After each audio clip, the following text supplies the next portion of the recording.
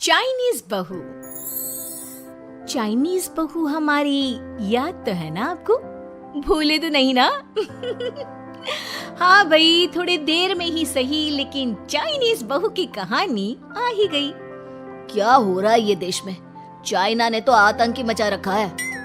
अरे क्या हो गया? क्यों चाइना को कोसता रहता है? भूल मत, तेरी ससुराल चाइना की ही है। हाँ माँ, पर ये देखना, लड़ाई झगड़े, ये बीमारी, ऊपर से ये देश कितना चालाक है, अंदर न जाने क्या क्या करता रहता है। तभी अंदर से बहू की चिल्लाने की आवाज आती है। अरे क्या हो गया बहू, क्यों चिल्ला रही है? माँ जी, ये देखिए, ये रूस ने यूक्रेन की हालत क्या कर दी है।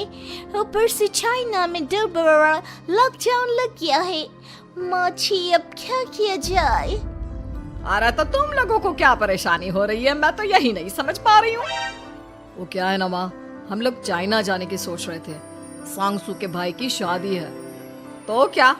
अरे कौन सा उन लोगों के यहाँ भाई घोड़ी चढ़ता है जो बहन काजल लगाकर नेक लगी? माँ जी, उसकी आंखें बहुत छोटी छोटी है, उसमें या तो पुतली रह सकती है या काजल। साले की पुतली निकाल कर काजल लगा दो, अंधा कहीं का। क्या क्या बोले तुम मेरे भाई के बारे में? अरे नहीं नहीं बहू, वो तो बोल रहा था कि तुझे नेग मिल जाएगा। हैं, बहन है ना तू उसकी। नहीं नहीं माँ जी, मैं सब समझती, ये मेरे भाई का मजाक बनाते रहते।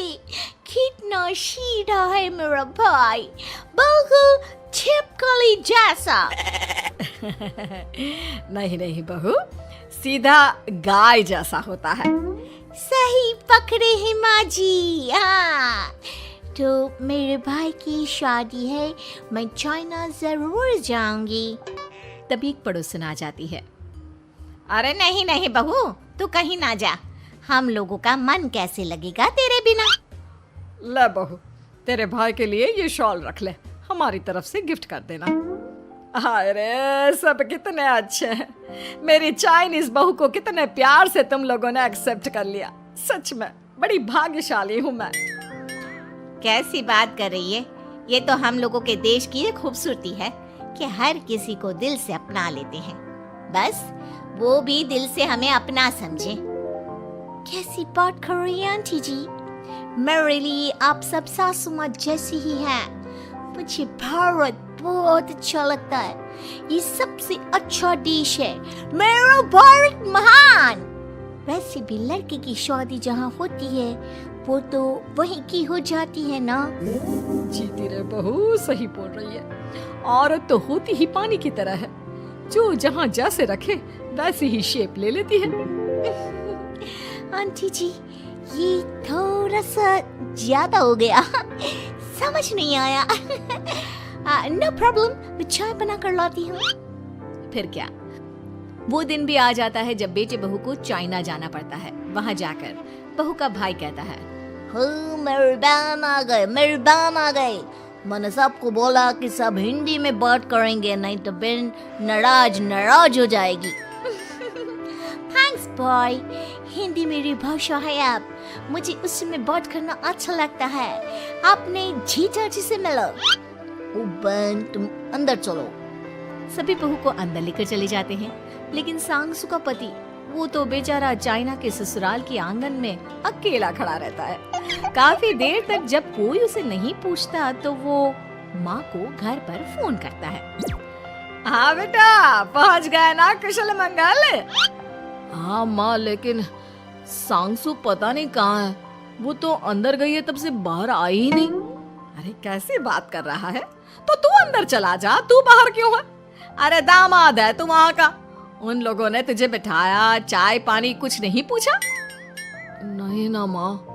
तभी सामने से सांगसू आती है। क्यों आप अभी तक तैयार नहीं हुए? और ये बैग लेकर क्यों कमरे से बाहर आए? इसे वहीं रख देते। कमरा? कौन सा कमरा? अरे कैसी बात कर रही हो? जब से तुम अंदर गई हो मैं बाहर ही तो खड़ा हूँ। बहू को बहुत हैरानी होती है और गुस्सा भी आता है। तभी उसका भाई और माँ आ जाते हैं। और सांगसू, अंदर खाना लग गया है। पहले ये बताओ कि मेरे पति को किसी ने खाना या पानी क्यों नहीं पूछा? वो भारत से ससुराल पहली बार आया है, वो भी मेरे कहने पर। उनकी इज्जत क्यों नहीं की? देख बेटी, तूने जबरदस्ती जिद में शादी की थी तो हम लोगों ने कर दी, लेकिन अब तुम ये सोचो, पूरी चाइना में मैं इस इंडियन को अपना दामाद बताऊं? So sorry. हाँ संगसू, और तुम भी चुप रहना, नहीं तो वो लोग मेरी शादी तोड़ देंगे।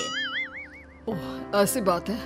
कोई बात नहीं, मैं बाहर होटल में रह लेता हूँ, तुम वही करो जो ये लोग चाहते हैं। कैसी बात कर रहे हो? शादी के बाद पति जैसा भी हो, जो भी हो, पति होता है। वैसे भी तुम्हारे पूरे परिवार ने, सबने बिना सोचे मेरा साथ दिया, मुझे एक्सेप्ट किया, प्यार किया। मैं अपने देश में आपको अकेला कैसे छोड़ सकती हूँ? ये हिंदी फिल्म का ड्रामा बंद करो, मैं अभी अब बर्दाश्त नहीं करूँगी। चुपचाप अंदर चलो, नहीं तो ये शादी वादी यहीं खत्म करके इसे अकेले ही इंडिया जाना पड़ेगा।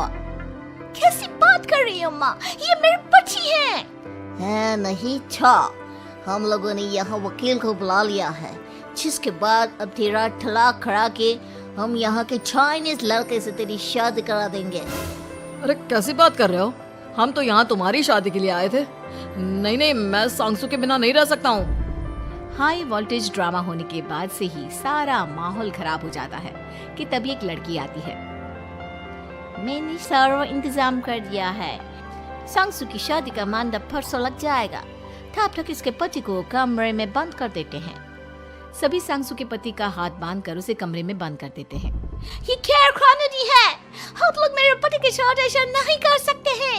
मैं किसी से शादी नहीं करूंगी, ये साफ बात है। पहले मैं अपनी शादी करूं, फिर तेरी भी शादी करवा दूंगा। सब कुछ तय हो जाता है, भाई की शादी हो जाती है। फिर वो दिन भी आ जाता है जब सांगसू की शादी वो लोग जबरदस्ती करने के लिए उसे मंडप पर ले जाते हैं। ऐसा मत करो, ये मेरी बीवी है। मैं किसी से शादी नहीं करूंगी। कैसे नहीं करेगी शादी?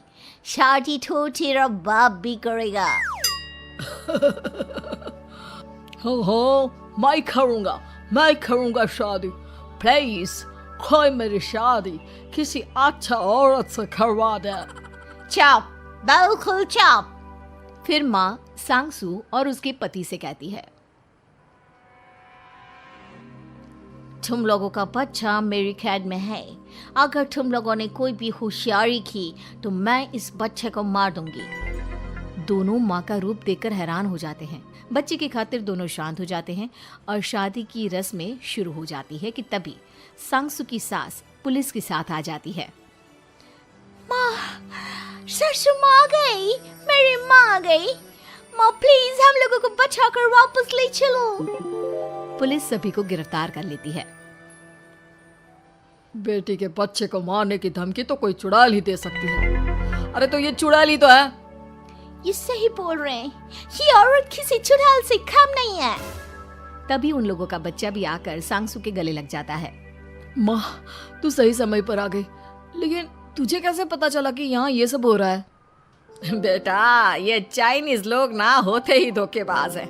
इन लोगों पर मुझे भरोसा नहीं था, इसलिए मैंने तेरे फोन को हमेशा के लिए मेरे फोन से अटैच कर दिया था, जिससे तेरे आसपास होने वाली सारी बात मैं सुनती रहूं। उस दिन भी मेरी तेरी बात हो रही थी तो तेरा फोन ऑन था, मैं सब समझ गई थी। मुझे माफ कर दो। नहीं, बिल्कुल नहीं। चलिए माँ जी, इंडिया वापस चलते हैं। आज के बाद मैं यहाँ कभी नहीं आऊंगी।